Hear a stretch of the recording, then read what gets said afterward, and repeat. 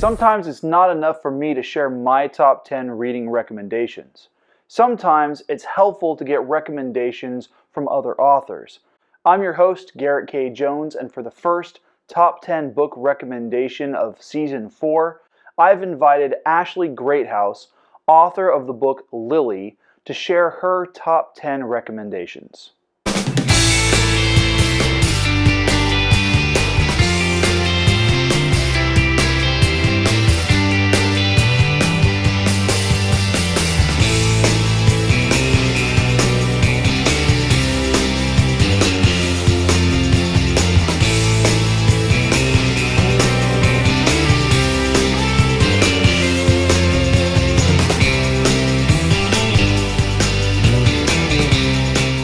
Hey, welcome back to another new episode of the vlog.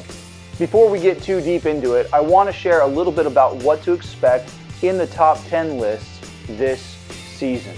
As mentioned in the Season 4 opener, I've invited authors that I've already interviewed to come back and provide some of their own top 10 recommendations. I've said it before and I'll say it again, that if writing is like exhaling, reading is like inhaling.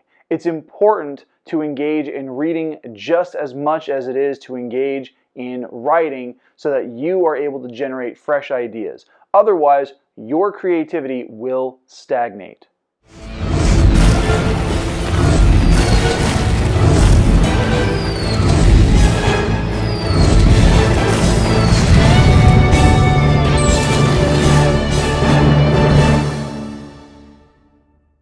Ashley Greathouse is an Indiana-based author and graphic artist. Among her bibliography include Lily, the first book in the Lily Green trilogy, The Shatten, and Stories Told. Ashley has a knack for writing dark horror and fantasy, which makes her kind of an expert in the books on this list. She's also a talented graphic artist and the amazing woman behind the cover art that has been featured on my book series, The Archives of Hissink Rain, since last summer. Now, if you miss one of the books on this list, you can easily click on one of the chapters listed down in the video description, and you can basically jump back or forth or otherwise wherever you want to go during the video. I hope that you enjoy Ashley's suggestions. I know I did. One of the names actually sounds very, very familiar. First on the list, we have Dark Flowers by Caitlyn Brooke. I met this author via TikTok. She's hilarious, okay? I love her sense of humor all the way around. She's dope. Now, this book, if you've ever sat around and you're like, oh, I really wish that they would tell like a really, really dark fairy story, here you go. This is the book for you. Now, it is very triggering. There are moments in this story where you're going to be like, what? But it's worth it, okay? It is worth it. It is dark, it is beautiful, and you need to read it, okay? Second on the list, we have The Bard by Matrell. Oh my goodness. The Bard, have you played D&D? Do you know anything about D&D? I shouldn't have to say much more, other than this author has put his own twist on fantasy. It's glorious. It's an adventure. One that you definitely need to go on. Third, we have A Necessary End by Tetreault-Blay. I always mess up his name. I'm so sorry. I'm so sorry, Chris. I'll get it down eventually, I promise. But holy crap, this book is really good. I say this every single time I recommend it. At moments, you will feel like you're reading an anthology, not one story. But it's so dang good. You need to know all of the mini stories. They're important. Fourth, we have Complete Darkness by Adcock. Now, remember when I said earlier that I wasn't really that into being open to other genres? Well, there's like one genre that I'm still not so open to, and that would be sci-fi. However, Matt, he sucked me back in. He let me know that sci-fi literature is just as good as sci-fi. Nope, that's wrong. It's better than sci-fi television. It's better than sci-fi movies. In this book, you're going to have a futuristic setting. You're going to have angels, demons, and robots? Oh yeah, and robots. You need to buy this book. Number 5, we have the book that sucked me back into reading. I was at a very dark time in my life, and I honestly thought that I would never get back into reading again. And then I just saw this, just staring me in the face at the JC store. If you don't have one of those, it's a grocery store, okay? But this book was there, and it just spoke to me. I was marked, if you would say. It's very YA, okay? I have reread this series before. It is very YA, but I love it so much you will not take that away from me. For number 6, we have The State by Sean Beck. This book is good. Now, this is another one of those genres. It's very dystopian vibe.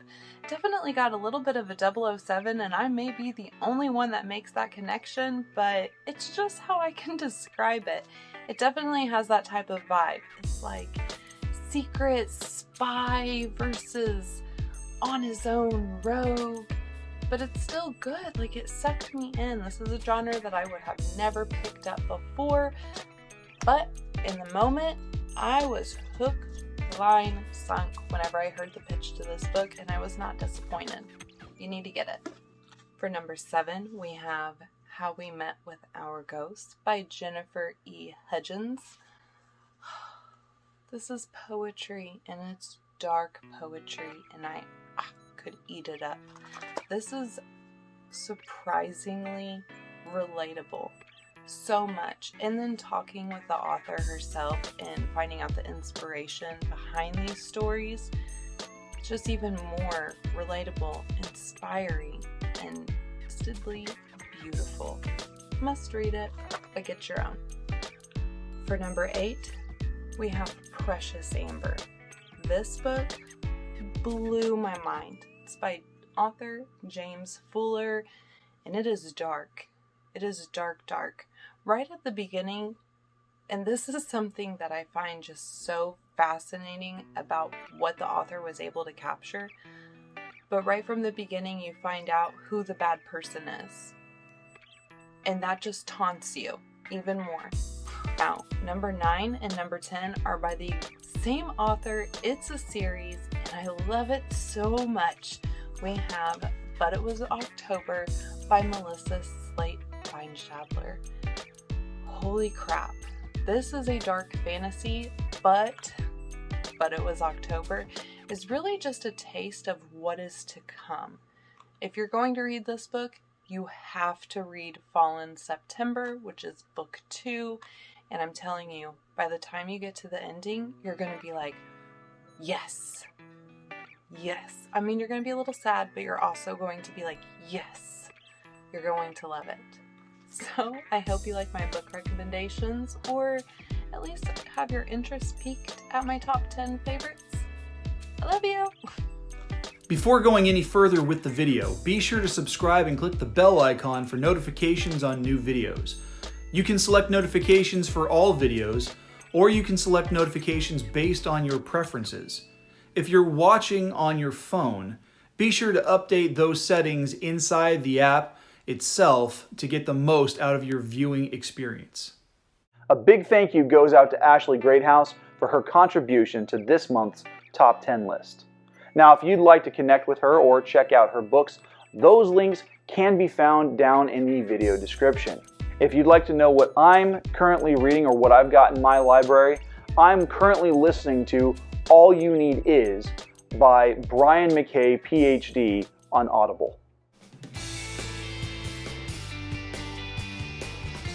Hey, thanks for watching. Please hit like and subscribe, and if you'd like to support this channel, you can do so on Patreon through one of 3 affordable support plans.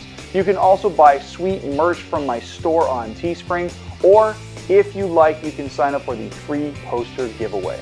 That's right, I said free. I'll announce a winner for that contest when I hit 200 YouTube subscribers. I'll see you guys back here next week for the first author awareness video featuring my interview with Brian McKay, PhD. The vlog of the Five Kingdoms is filmed without the use of a live audience at Skyrocket Studios in Hanford, California. We can't do what we do without your help, so please make sure to subscribe by clicking the button that's above my head, and make sure to watch and share the videos over here to my left. Have a great week.